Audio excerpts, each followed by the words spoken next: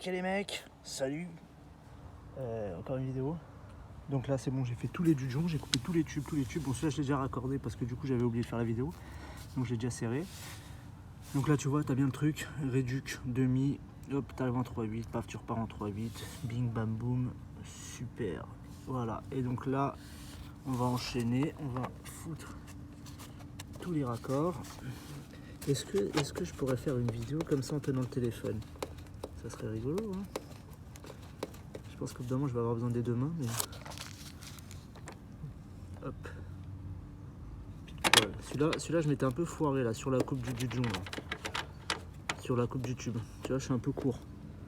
L'angle il aurait dû revenir plus contre le mur. Donc là j'ai été obligé d'avancer le tube. Donc, j'espère que ça va pas poser de problème. Parce que du coup ça me fait un peu avancer. Alors bouge pas. Voilà.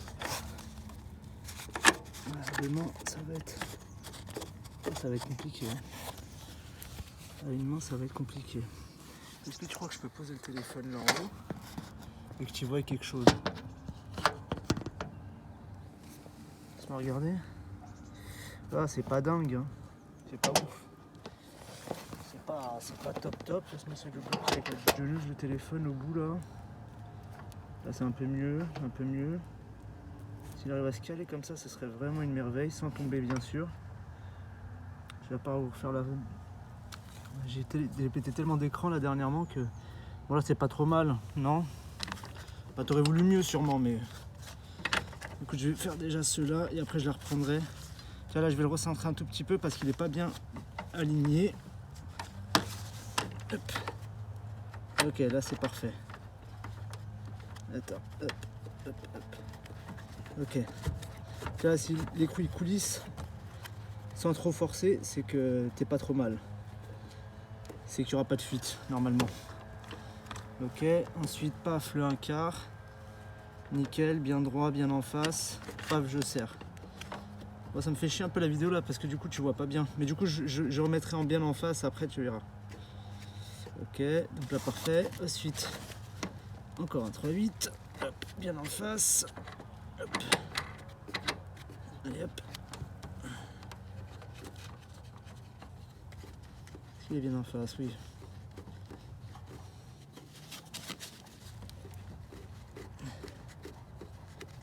Ok. Ça roule comme sur des roulettes. Super. Le petit dernier, hop. Celui-là il coulisse même mieux que tout. Hop. Et hop là. Le 3/8.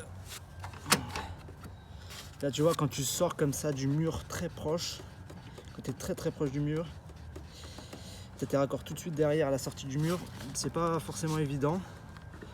Mais après question esthétique, voilà. C'est le top. C'est le top. Ok. Je reprends le téléphone. Ok, là j'ai tout serré déjà. Enfin j'ai tout serré à la main. Mais tous les raccords arrivent bien. Paf, nickel. Tu vois, super. Hop, là c'est un peu la pagaille, mais on va mettre quelques riselants pour attacher les tubes après, avec les câbles, etc. De toute façon ici j'ai un cache clean qui va venir cacher la misère. Et voilà. C'est pas évident quand t'as plein de tubes qui arrivent comme ça. Généralement je fais des trous longs. Mais tu vois, tu vas pas percer non plus sur toute la façade et faire une tranchée comme ça, du coup c'était pas prévu quoi. Enfin je pense qu'il avait pas prévu que je fasse une... Donc t'es obligé de sortir les tubes à un moment donné comme tu peux et puis bon, après t'essayes de faire au mieux quoi. Mais bon, c'est pas dégueu, hein. Il y a pire. J'en ai vu des choses pires. Donc voilà. Donc là, moi, du coup, je sais pas si t'as vu, mais du coup, moi, ce que je fais, c'est qu'en fait, je prends les tubes quand j'ai toutes les sorties. Je coupe tous les tubes. Je desserre tous les écrous qui sont accrochés là sur le truc à la base, qui sont dessus, sur la bécane. J'essaie de reculer un peu. Et ensuite, je fais tous les dujons d'un coup. Comme les tubes sont déjà coupés et tout, et après j'ai plus qu'à tout enfiler, et après j'ai plus qu'à tout serrer. Donc là, hop, petit coup de clé. Donc je te montre le serrage, la façon de serrer. Hop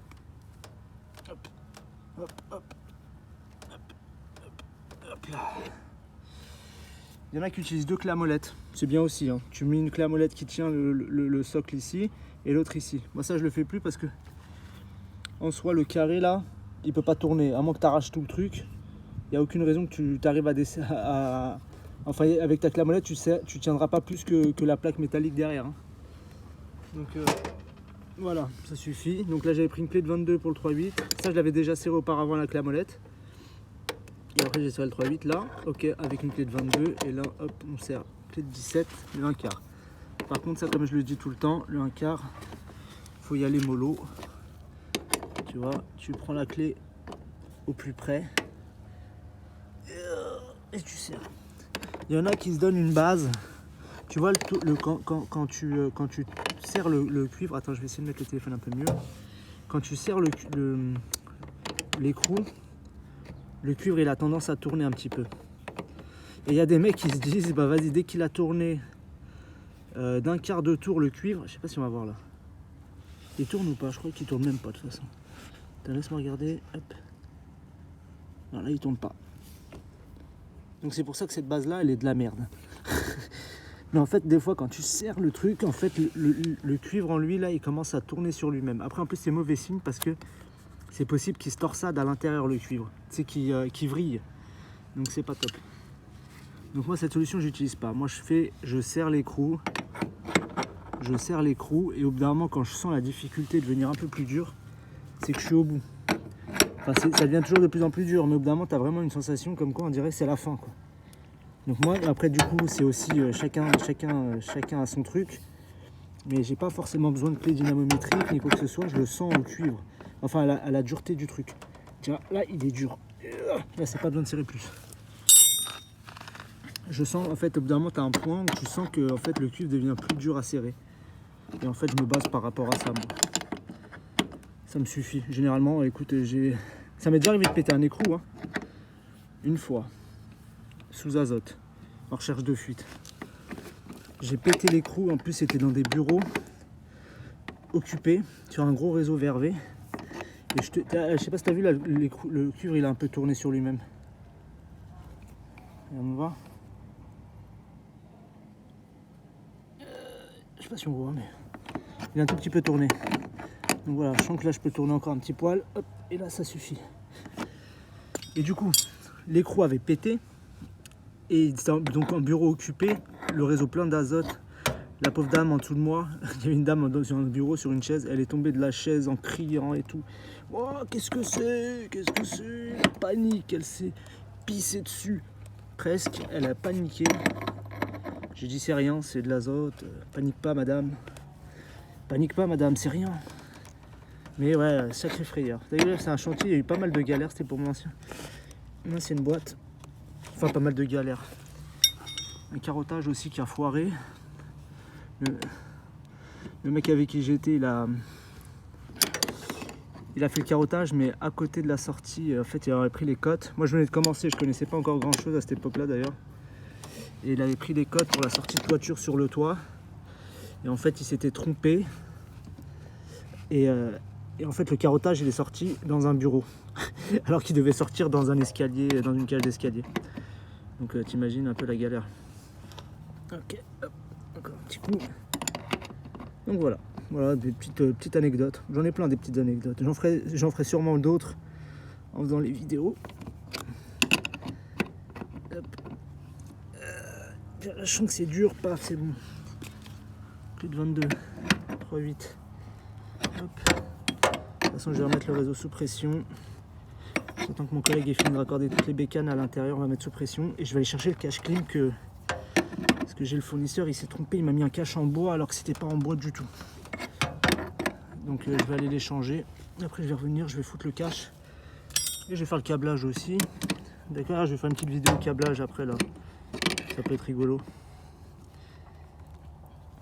Les vidéos seront très répétitifs, je pense. Hein. Tu sais, au bout d'un moment, tu fais un multi, l'autre multi c'est pareil. Le raccordement ça reste pareil. Donc, mais bon, au final, comme il y a des gens qui vont tomber sur les vidéos au fur et à mesure, ils n'auront pas forcément vu les autres. Donc on fera au fur et à mesure. Je referai des vidéos du Jung, je referai des vidéos un peu de tout. Hop. Super. Mon cadrage n'est pas génial, c'est comme d'hab, tu vois, t'es dans l'action. Voilà, c'est bon. Ok, il n'y aura plus qu'à mettre sous pression et vérifier qu'il n'y ait pas de fuite. Donc voilà. Voilà, c'est tout pour la vidéo raccordement cuivre. Et maintenant, je vais passer sur les cuivre mes câbles. Voilà, hasta luego.